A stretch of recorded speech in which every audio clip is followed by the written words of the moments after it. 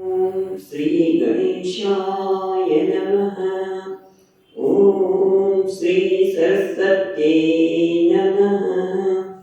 ॐ श्री सद्गुरुभ्यो नमः।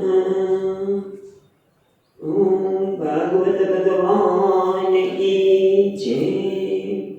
ॐ नमः श्री परमहंस स्वादित चरणकमलचिन्मकरन्दाय भक्तजनमानसनिवासाय श्रीरामचन्द्राय वागीसायस्य वदने लक्ष्मी यस्य च वक्षसि यस्यास्ते हृदये संवित् तं नृसिंहमहं भजे। सच्चिदानन्दरूपाय विष्णोत्पत्त्यादिहेतवे तापत्रयविनाशाय श्रीकृष्णाय वयं नमः। नारायणं नमस्कृत्यं नरं चैव नरोत्तमं देवीं सरस्वतीं व्यासं ततो जयमुदीरये।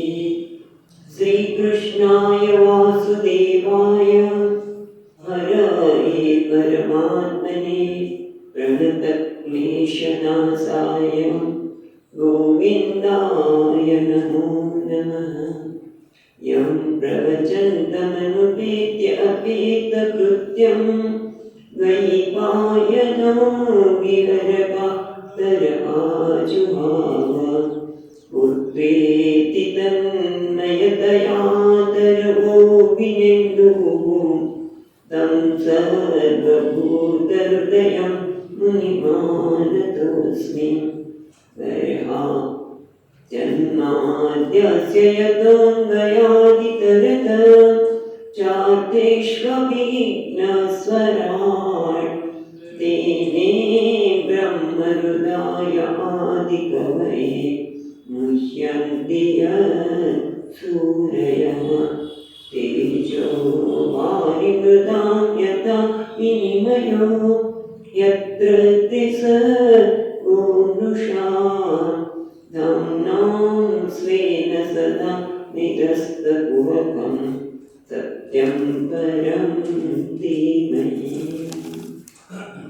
नमो भगवते तुभ्यं वासुदेवाय धीमहि प्रद्युम्नाय निरुद्धाय नमः संकर्षणाय च।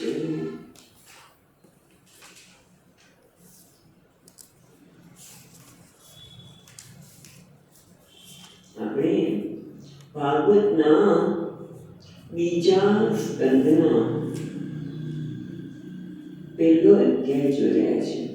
એમાં શ્રીધર મહારાજ કહે છે કે દ્વિતીય તો દશાધ્યાય, દ્વિતીય સ્કંદમાં 10 અધ્યાય છે અને એ દ્વારા નામ ઉદ્દેશ શું છે કે નામ સંકીર્તન અને લક્ષણ એટલે અસાધારણ વર્ણન દ્વારા આત્મામાં પ્રથમ સંક્ષેપમાં આખું વર્ણન કરવામાં આવે છે અને કીર્તન અને શ્રવણ વગેરે દ્વારા ભગવાનના અત્યંત સ્થૂળ સ્વરૂપમાં મનની ધારણા કરવામાં આવે છે।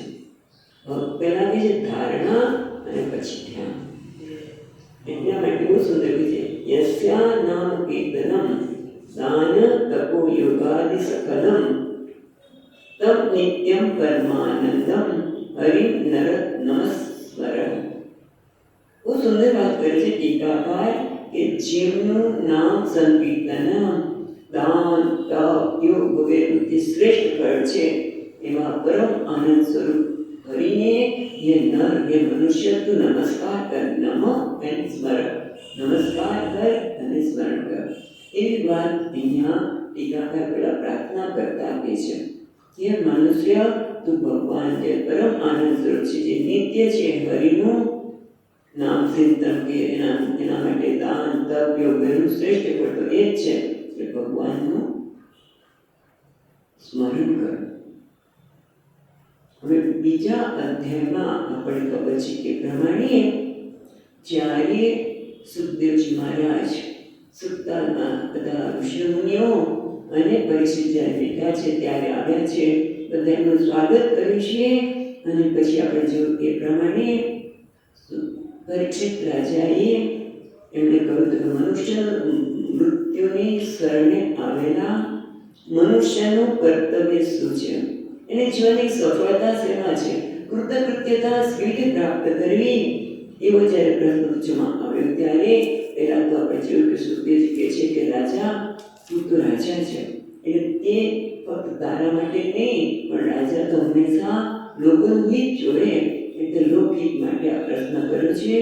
અને એટલું જ નહીં, આત્મજ્ઞાનીઓ પણ આ જ માને છે શું કે મનુષ્યને કૃતકૃત્યતા આ પરમાત્મા ચિંતનમાં જ રહેલું છે.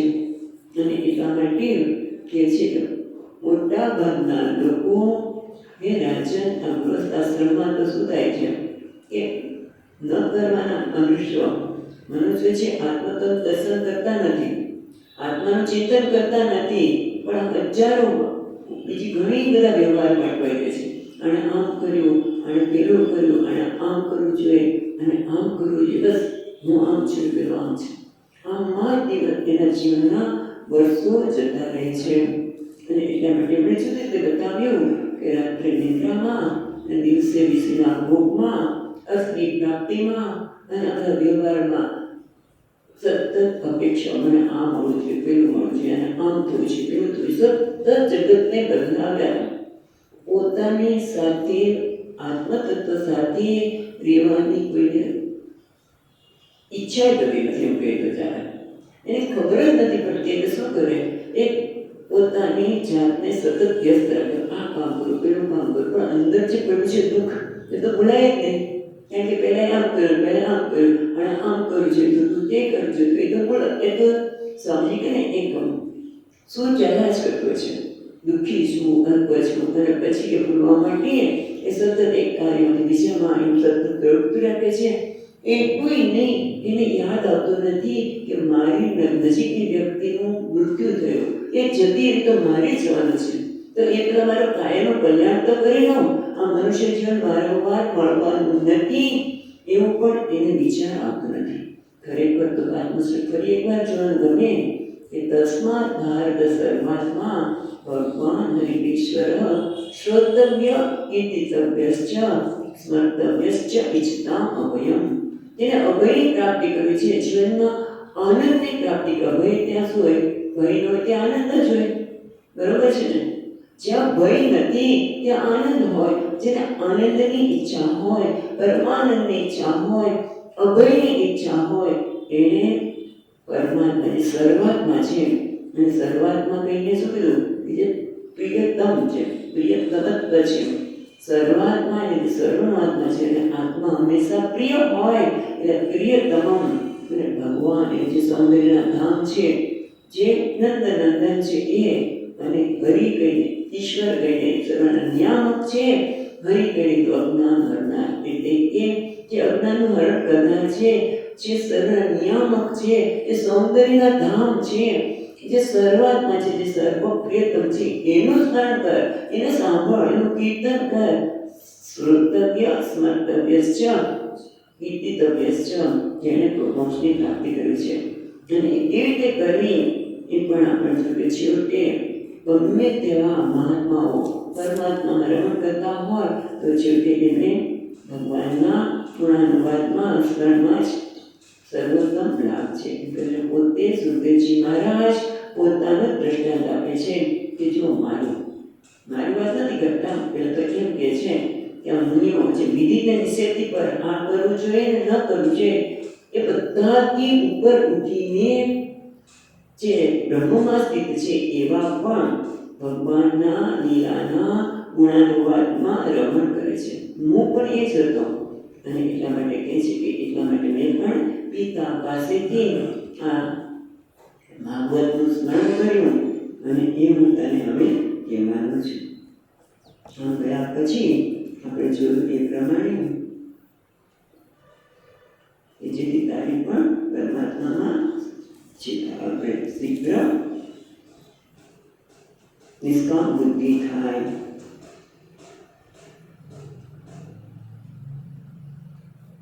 અને એટલા માટે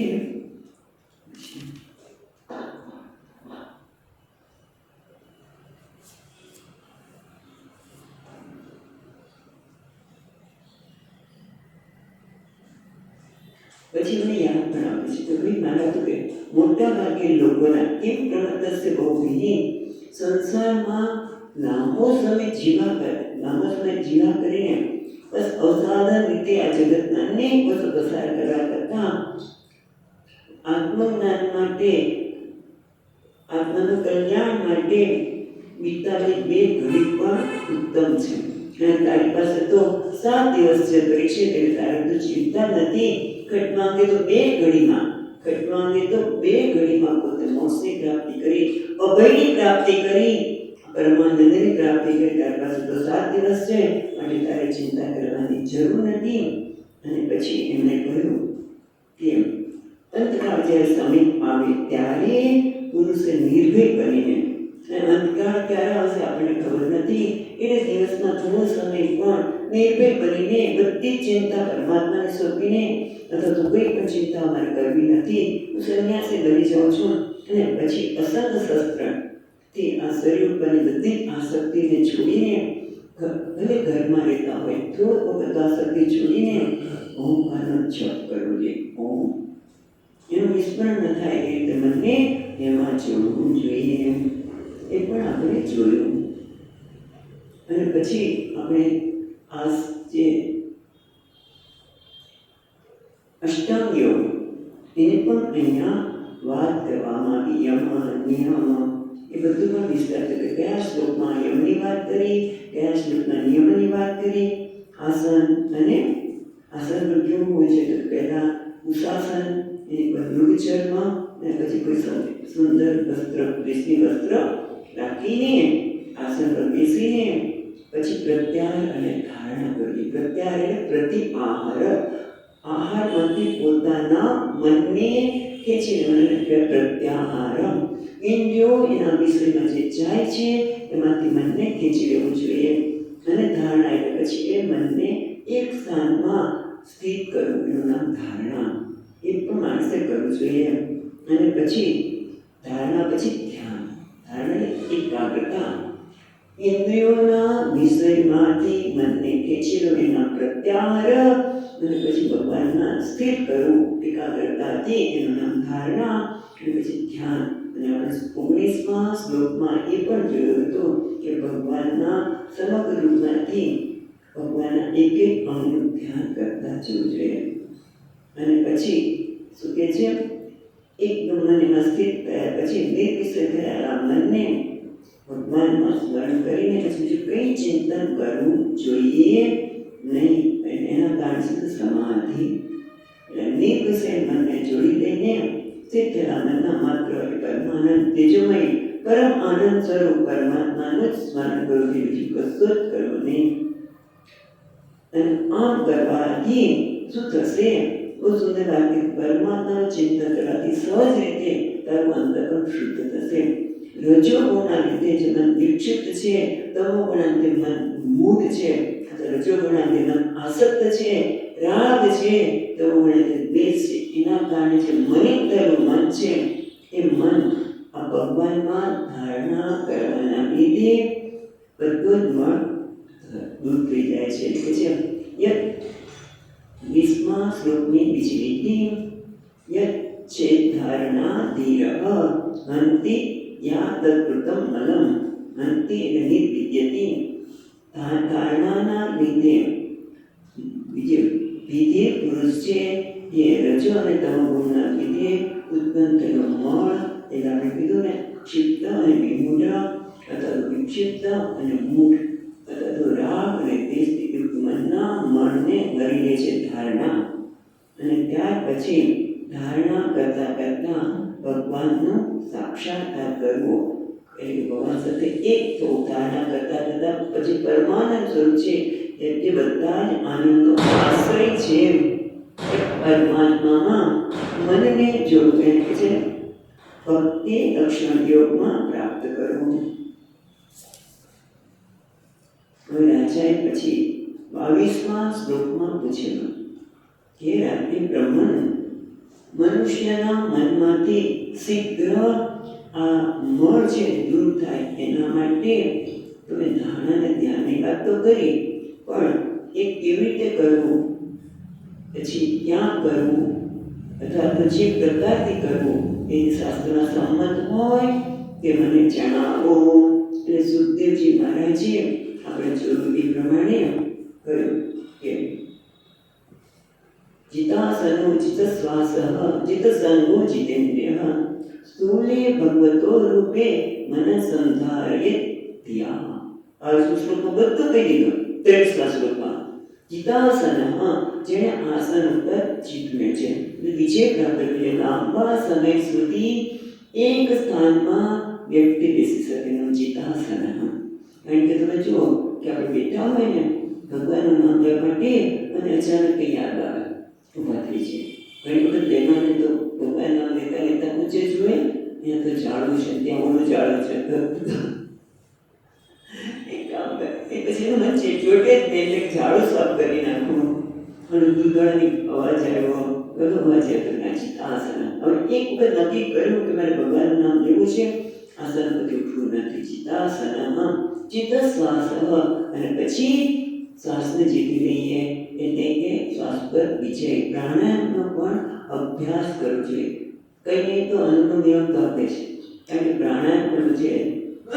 ગાયત્રી મંત્ર બોલતી વખતે રેચક પૂરક વગેરે કદાચ ન કરી શકાય તો અનુલોમ વિલોમ તો બધાને આવે, અને એ પણ આપણા મનને શાંત કરવા માટે ખૂબ ઉપયોગી છે. ચેતસંગ, અને એટલા માટે આસક્તિમાંથી મુક્ત કરીને જીતેન્દ્રિય બનીને ભગવાનના સ્વરૂપનું ધ્યાન કરવું જોઈએ. અને આના માટે આખું ભગવાનના સ્વરૂપની વાત આપણે જોઈ હતી કે વખતે 25-26ના 2 શ્લોકમાં ભગવાનને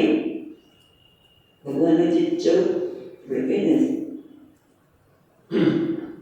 વિરાટ પુરુષના ધ્યાન માટે કહ્યું હતું કે બ્રહ્માંડ કટા, બ્રહ્મની કડાઈ જો આપે, બ્રહ્માંડ જે કોષ છે અને કડાઈ જેવો છે, એના પર જુદા જુદા આવરણ આવેલા છે, અને એ આવરણને આપણે 14 લોક કહીએ છીએ.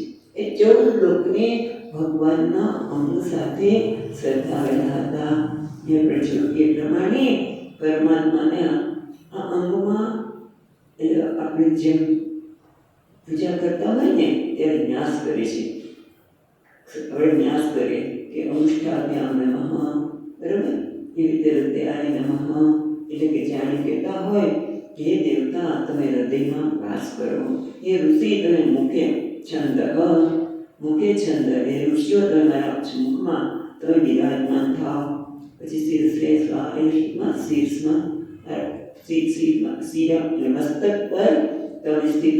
જુદા જુદા અંગમાં આપણે જે પ્રાર્થના કરીએ છીએ, ધારણા કરીએ છીએ, એ રીતે અહીંયા પણ કહે છે કે પૃથ્વી બ્રહ્મકટાય બ્રહ્માંડમાં આ ભગવાનના જુદા જુદા અંગની કલ્પના કરવામાં આવે છે. શેના માટે? છેવટે તો અભેદ ભાવનાથી એ હું છું. એમ બધામાં એ જોવા માટે કહે છે કે પાતાળ એ વિરાટ પુરુષનું ચરણ છે, તળિયું છે. પછી પાતાળ પછી જેની સેજ ઉપર આવે એ રસાતળ, એ પગની પાની છે, પંજો છે. અને પાતાળ પછી રસાતળ પછી મહાતળ. મહાતળ એ ભગવાનની કુટી ટીચર છે, અને જામનો ભાગ છે તલાતળ. પછી સુતલ અને બીતલ એ ભગવાનના ગોઠણ અને સાથળ છે. પૃથ્વી ભગવાનનો નાભીની નીચેનો ભાગ છે, અને નાભી કોણ છે? તો આકાશ રૂપી નાભી રૂપી સરોવર છે. અને પછી પૃથ્વીને ભૂલો, પછી ભુવઃ, અને હવે કહે છે સ્વર્ગલોક કોણ છે? આદિ પુરુષનું પક્ષસ્થળ છે. સ્વર્ગલોક એ આદિ પુરુષનું પક્ષસ્થળ છે. પછી સ્વર્ગ ભૂભુ એટલે પૃથ્વી ભગવાનના નાભી પ્રદેશનો નીચેનો ભાગ, આકાશ એ નાભી, સ્વર્ગ છે ભગવાનનો પક્ષસ્થળ છે. મહઃ એ ગ્રીવા, જનઃ એ મુખ, તપઃ લલાટ, પછી સહસ્રશીર્ષા સત્યલોક, જે સહસ્રશીર્ષા પુરુષમાં હજારો મસ્તકવાળો જે કલ્પના કરવામાં છે પુરુષોત્તમા એ સત્યલોક છે. એટલે તમે જો દરેક વખતે જુદી જુદી કલ્પના. અહીંયા મુખ કોને કહ્યો? જનલોકને. અને પછી આગળ કહેશે અગ્નિનો મુખ છે, પછી બ્રાહ્મણનો મુખ છે. એટલે જુદી રીતે ભગવાનને અહીંયા ધારણા કરવામાં આવે છે. એટલે આપણે 25, 26 અને 27 શ્લોક સુધી જોયો. પછી કહે છે કે ભગવાનનું વક્ષસ્થળ, આદિપુરુષનું વક્ષસ્થળ કોણ છે? તો કે સ્વર્ગલોક. એ આપણે જોઈ લીધું. 28 શ્લોક પણ જોયા. અને ત્યાર પછી ભગવાનના બાહુ, ભગવાનની બાહુ કોણ છે? તે ઇન્દ્ર વગેરે દેવતા. કેમ? કેમ કે દેવતાઓ છે એ પ્રકાશમય છે, એટલે એમનું શરીર પ્રકાશમય હોવાથી એ ભગવાન આપના બાહુ છે, એવું વિદ્વાન લોકો કહે છે. વિદુહુ, જો તમે જો બાહુ એવું કહે છે. ઇન્દ્રાદય 29મા શ્લોકમાં ઇન્દ્રાદય ભાવ બાહુ, વિદ્વાન લોકો તમારા બાહુ ઇન્દ્ર વગેરે દેવતાને કહે છે. અને પછી અસ્ત્રાહ,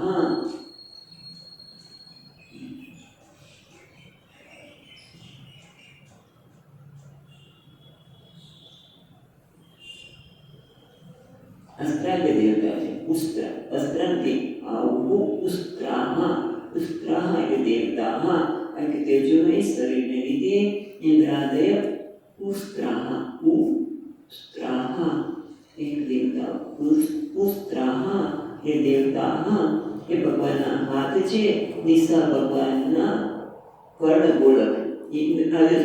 કર્ણગોલક છે, દિશા છે. શબ્દ છે એ કર્ણેન્દ્રિય છે. અને એ રીતે અશ્વિની કુમાર છે એ નાસિકા છે. અને સુગંધ શ્રોતેન્દ્રિયનો વિષય છે. સુગંધ વિષય સુગંધ છે, શ્રોતેન્દ્રિય છે. આમ ભગવાનની કલ્પના કરે છે. પછી છે ઘાણેન્દ્રિય.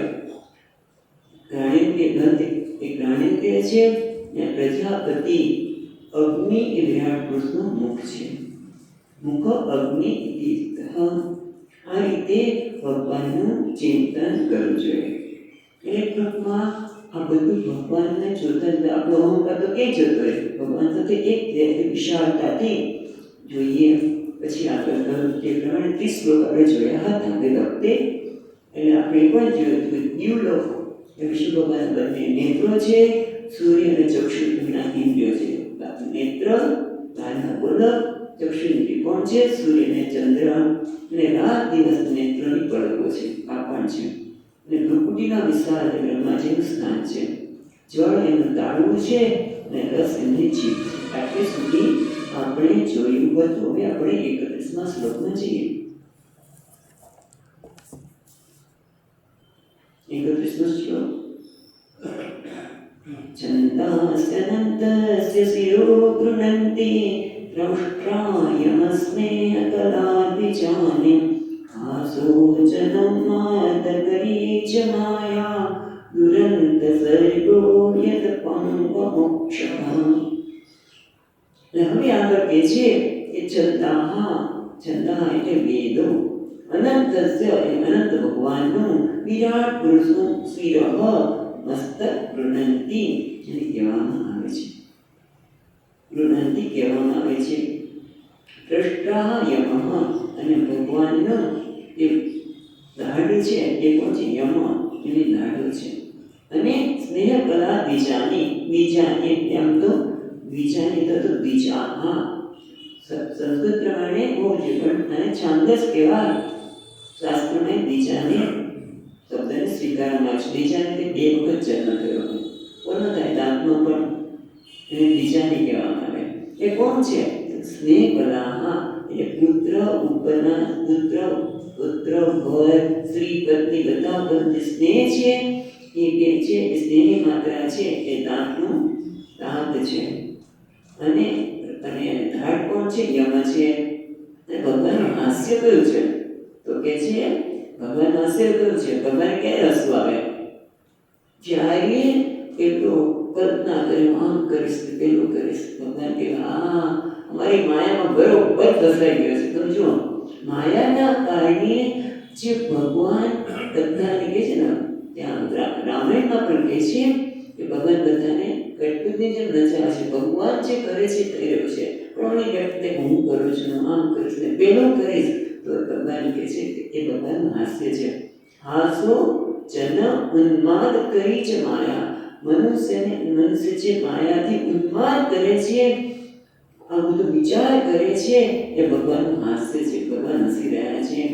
અને દુરંત સર્ગ યદ પાંગ મોક્ષ.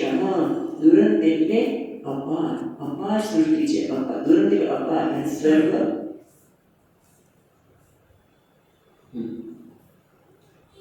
સર્ગ એટલે સૃષ્ટિ. દુરંત સર્ગ એટલે વિશાળ જે સૃષ્ટિ છે એ શું છે ભગવાનના? એ પાંગ મોક્ષ એટલે એ ભગવાનનો કટાક્ષ, નેત્ર કટાક્ષ છે. પાંગ મોક્ષ એટલે એ અપાંગ મોક્ષ થશે, જે ભગવાનનો કટાક્ષ નેત્ર છે, નેત્ર કટાક્ષ છે. એના દ્વારા આ જગત ચાલી રહ્યું છે.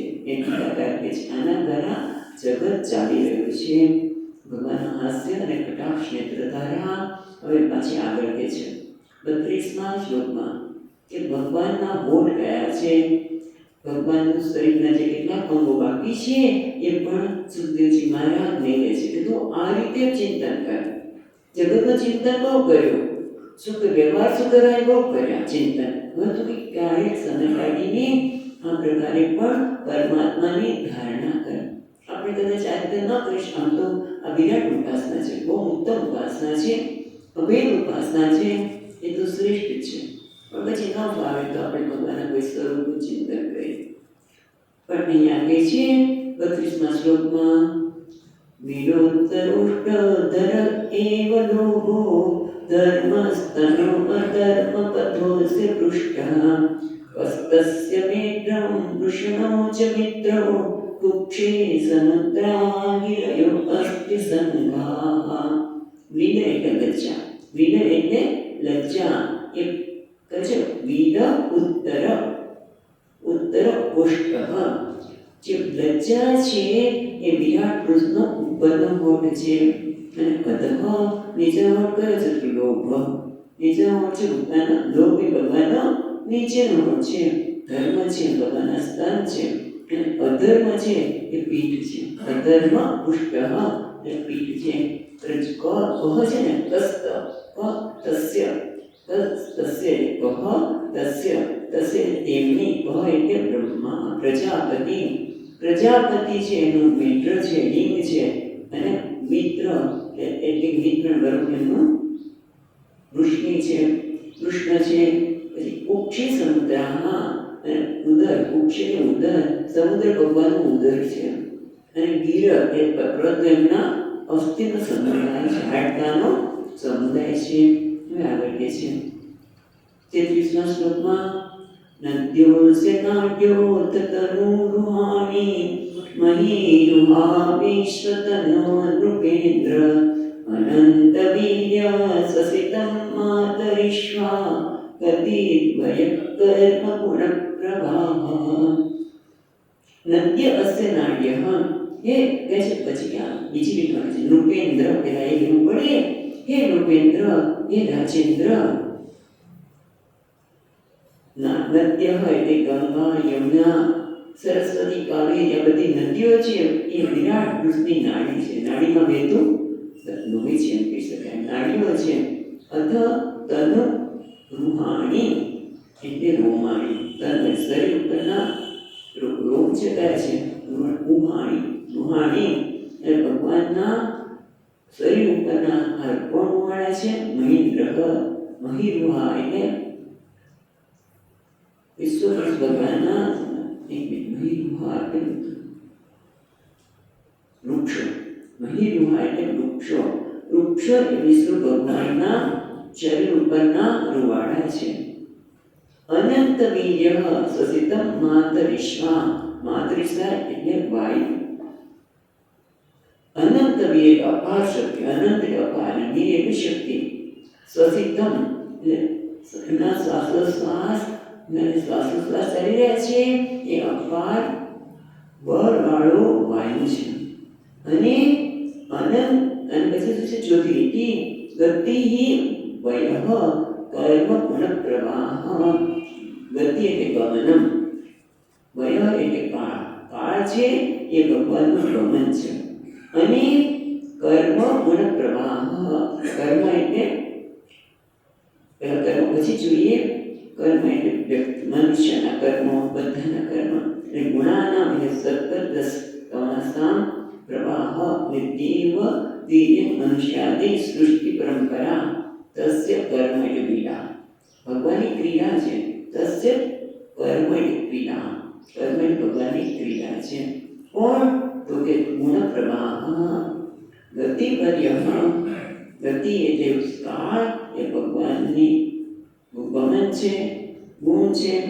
અને ગુણ પ્રવાહ એટલે સત્તર તમસ છે એ ભગવાન. સત્તર તમસના ગુણના પ્રમાણે મનુષ્ય કોઈ દેવ યોનિમાં જાય, કોઈ તિર્યક યોનિમાં જાય, કોઈ મનુષ્ય દેવતા યોનિમાં જાય. આ બધી યોનિ એનો પ્રવાહ છે. ગુણનો પ્રવાહ એ ભગવાનનું કર્મ છે, ભગવાનની આ પીડા છે.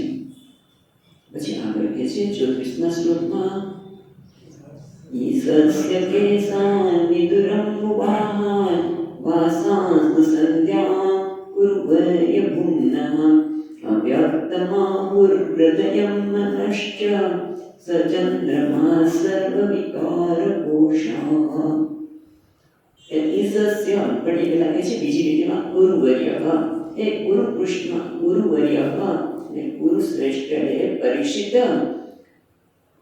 ઈસસ્ય કેસાન મહાન એટલે કે ઈશ એટલે ભગવાન, એમના સર્વના નિયંતા એવા પરમેશ્વરના કેસો છે, વાળ છે. એ કોણ છે? તો કે અંબુવાહન. અંબુવાહન એટલે જળનું વહન કરનાર મેઘો. મેઘો એ ભગવાનના કેસ છે. અને એનું વસ્ત્ર કયું છે? તો કે સંધ્યા. સંધ્યા કાળનું કેટલું સુંદર દૃશ્ય.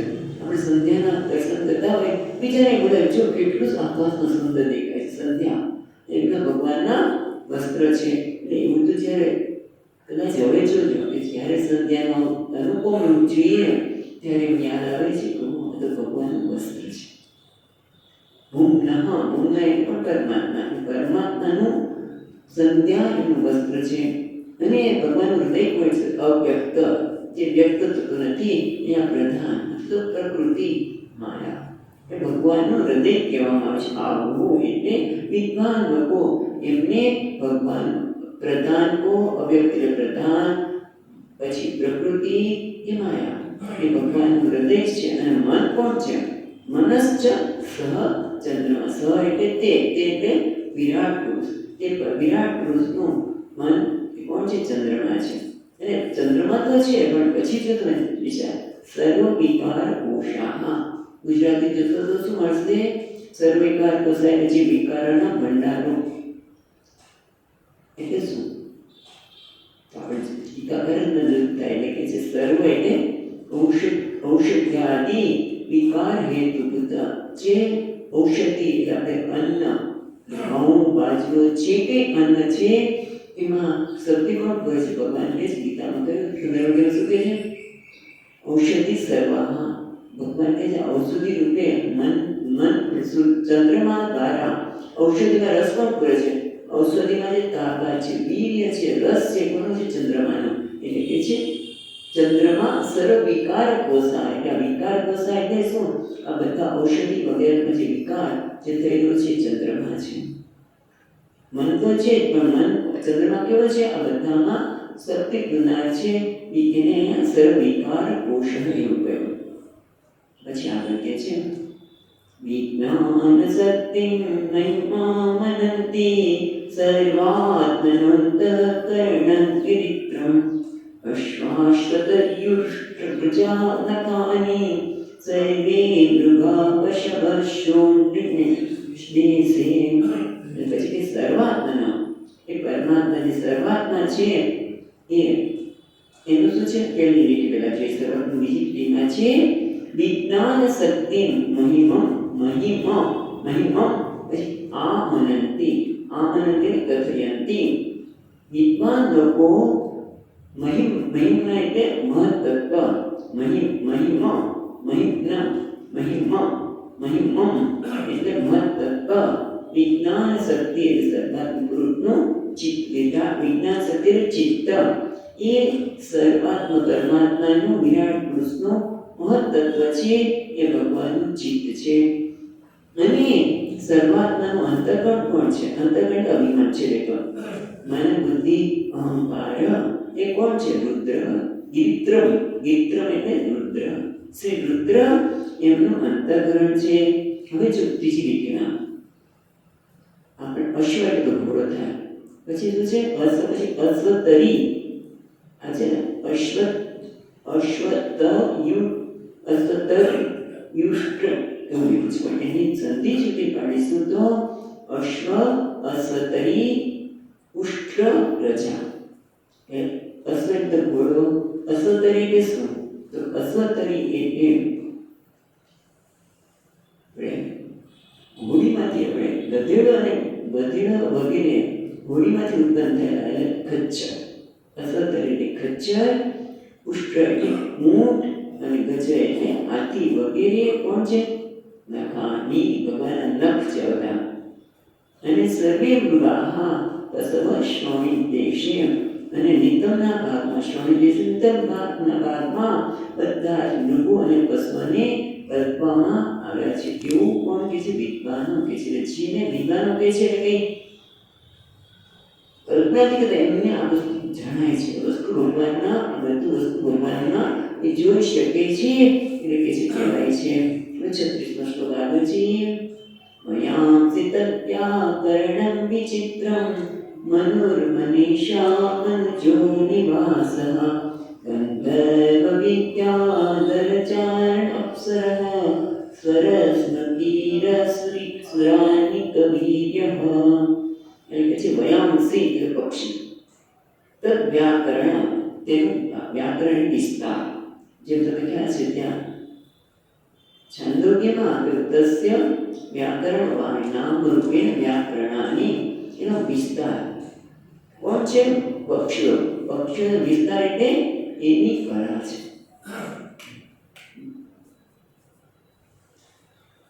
આ બંને કદમ નારાયણ બંધ કરો લાઈટો છે, અવાજ ઓછો આવે. વયાંસી તદ વ્યાકરણ વિચિત્રમ. ભગવાન પક્ષીઓ વિરાટ પુરુષની વિચિત્ર રચના કળા કૌશલ છે. ભગવાનની કુશળતા કળાનું સૌંદર્ય જોવું હોય તો ક્યાં છે? પક્ષીમાં. ક્યાં છે? તે ઉપનિષદમાં વાત કરી છે કે ભગવાને હંસવાને શ્વેત બનાવ્યા, પોપટને લીલા બનાવ્યા અને મોરલાને કલર વિચિત્ર બધા રંગબેરંગી વિચિત્ર. આ બધું કે છે તે વિશ્વભર પ્રભુતાની આજીવિકા છે. આજીવિકા કરશે તેનું ધ્યાન રાખવું. દ્રશ્યને બનાવ્યા ભગવાનની કળા કૌશલ છે. કે કેવા જુદીથી આ મોરને જોઈને તમે મન નાચ્યું કે વાહ, કવિતા કંઈક કવિતા કેટલી કરે છે. મોરને જોઈને મન નાચ્યું કે મારું મન નાચ્યું કે એ ભગવાનની કળા છે. પોપટ ક્યાં સુંદર લીલા કલરના, પીળા અને લીલા કલરના આમ જુદા રંગમાં રચાયેલી ભગવાનની પક્ષી રૂપે કળા કૌશલ્ય છે. અને ભગવાનની બુદ્ધિ કોણ છે? કે મનુ. એટલે મનુ એટલે કોણ? સ્વયંભૂ મનુ. જે મનુથી આખી સૃષ્ટિ ઉત્પન્ન થઈ માનવની, એ ભગવાનની બુદ્ધિ છે. અને એટલા માટે મનુષ્યામાં મનુજ નિવાસ. અને ભગવાનનો નિવાસ ક્યાં છે? વિરાટ પુરુષ નિવાસસ્થાન. નિવાસસ્થાન કે ભગવાન કે મનુષ્ય. ભગવાન સુંદર તો ક્યાં શોધશો? કે નિવાસસ્થાનમાં. નિવાસસ્થાન કયું છે? તો કે મનુષ્યા. મનુષ્ય છે એ ભગવાનનું નિવાસસ્થાન છે. અને ભગવાન પોતાના નિવાસસ્થાનમાં બેસીને સુંદર વીણા વગેરે વગાડી રહ્યા છે. અને વીણાના તાર, એના સ્વર કોણ છે? તો વીણાના સ્વર કોણ છે? તો ગંધર્વ વિદ્યાધર ચારણ અપ્સરઃ. એ વિરાટના જે 7 સ્વરો છે એ કોણ છે? તો કે ગંધર્વ, વિદ્યાધર, ચારણ અને અપ્સરાઓ. પેલા બધા સંગીત ગાઈ રહ્યા છે, અપ્સરા નૃત્ય કરી રહ્યા છે. ભગવાનના બધા 7 સ્વર છે. અથવા ધર્મ જે સ્વર સ્મૃતિ અસુરાનિક વીર્યઃ. એટલે ભગવાનના આ સ્વર આ ભગવાનના 7 સ્વર છે એ ગંધર્વ વિદ્યાધર વગેરે છે અને સ્વર સુધી ગંધર્વ વગેરે ભગવાનની સ્વર સુધી છે એટલે સરસ વગેરે જે છે એ થાય.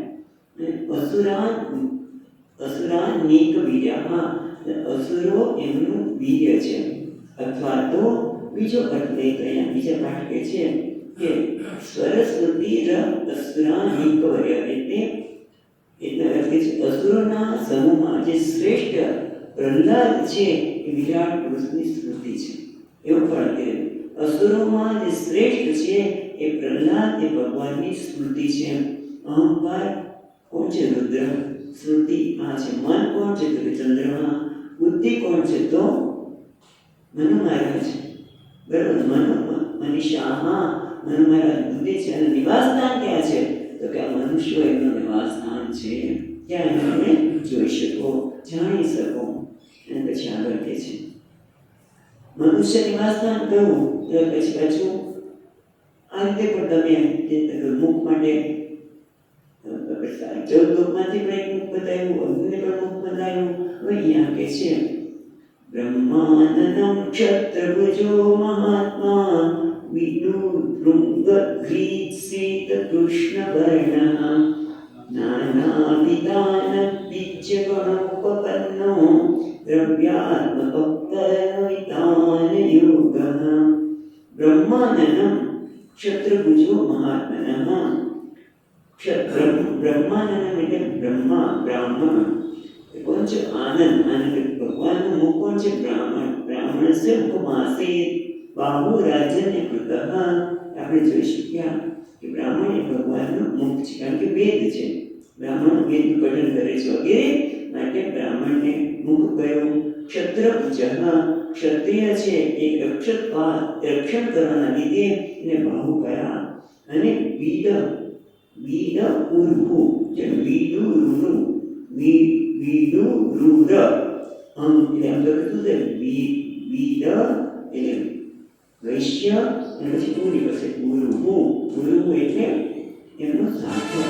પછી ઉર્હુ નીકળે પછી અરી પાસે અંગ્રી શ્રીત કૃષ્ણવર્ય એટલે વિદ એટલે વૈશ્ય એ ભગવાનનું ગુરુ છે.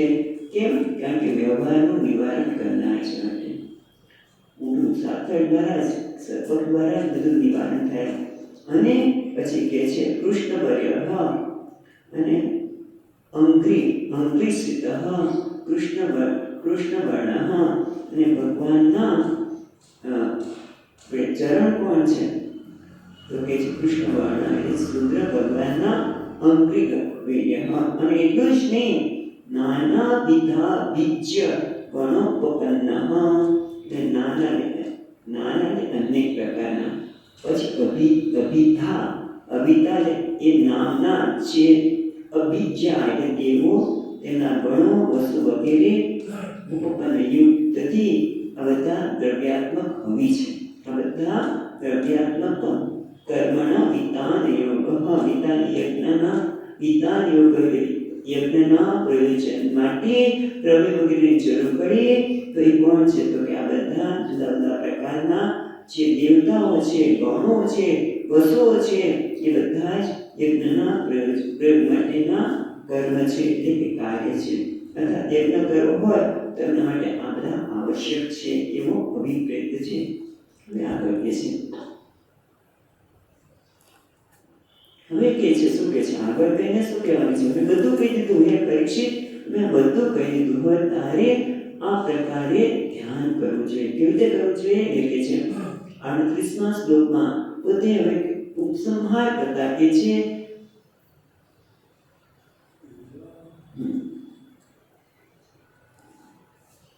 પરીક્ષિત મહારાજને સુખદેવજી મહારાજ કહે છે યાન સર્વામીશ્વર વિગ્રહસ્ય યમ સંવિશેષકૃતિતો મયા તે સંધાર્યતેસ્મિન વપુષિ સ્તવિષ્ટે મનસ્કબુદ્ધ્યાનયતોસ્તિ કિંચિતં.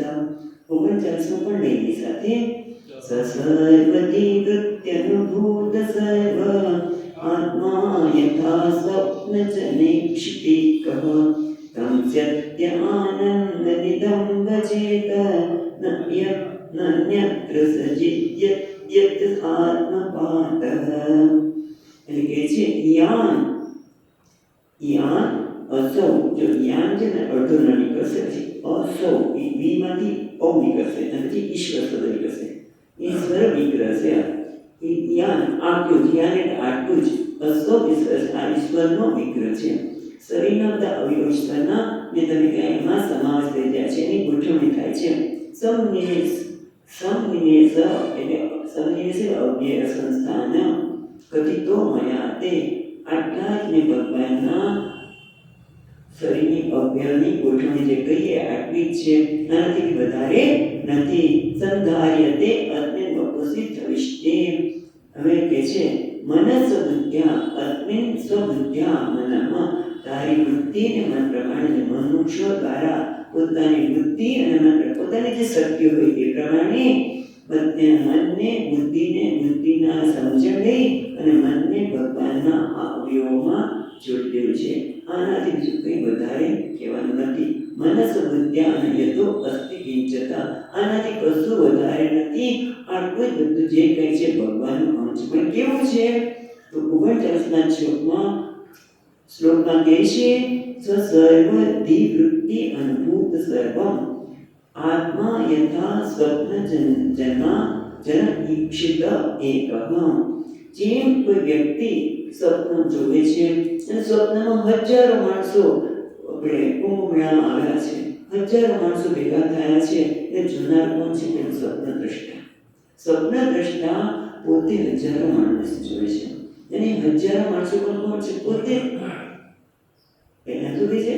સ્વપ્ન જન ઈક્ષત એક જ વ્યક્તિ એ સ્વપ્ન જોનાર છે એ બધાને જોઈ રહ્યો છે. જેવી રીતે સ્વપ્નમાં, એ જ રીતે જેમ સ્વપ્નમાં અનેક મનુષ્ય જોનાર જીવ એક જ છે, તેમ સર્વધિવૃત્તિ વૃત્તિ એટલે બુદ્ધિ એટલે બધી સ્વતાની વૃત્તિ દ્વારા જે કાંઈ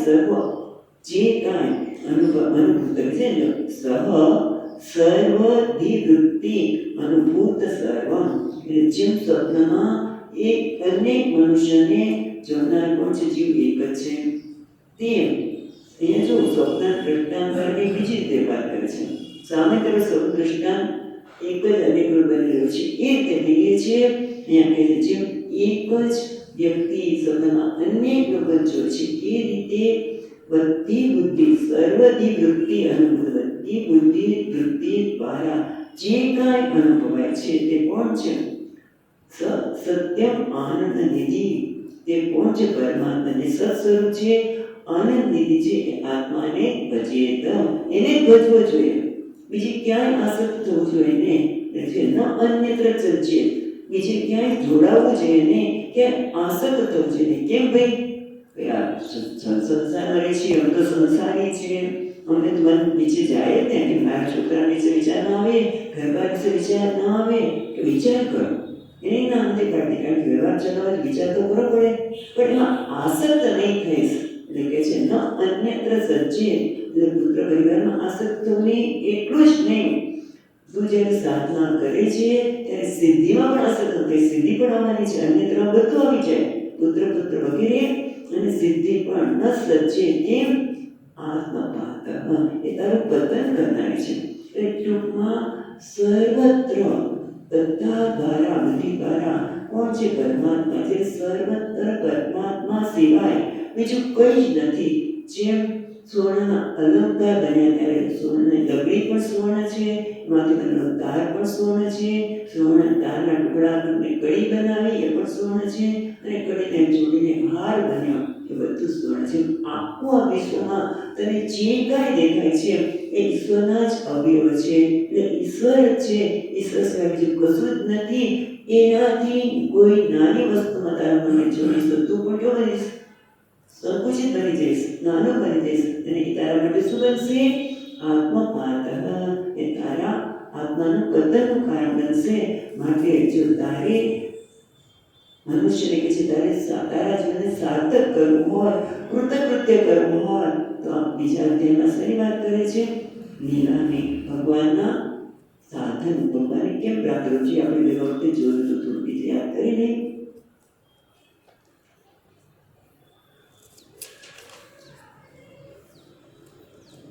બીજો અધ્યાય છે એ સાધન લીલા છે કે જે દ્વારા આ સાધન દ્વારા પોતાને સાધ્ય છે પરમાત્માને પ્રાપ્ત કરી શકે.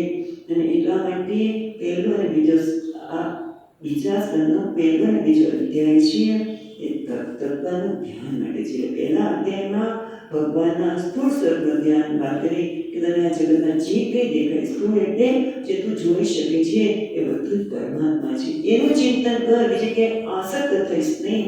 આ રીતે તું ચિંતન કર. જો તું નાની કોઈ વસ્તુમાં આસક્ત થયો તો તું તારો આત્મા તારો સંસાર આત્માને પડવું એ સંસારમાં પાછા એ ઘરેમાં એ જ ઘડીમાં સુખ દુઃખના ચક્રમાં તું પડી જઈશ.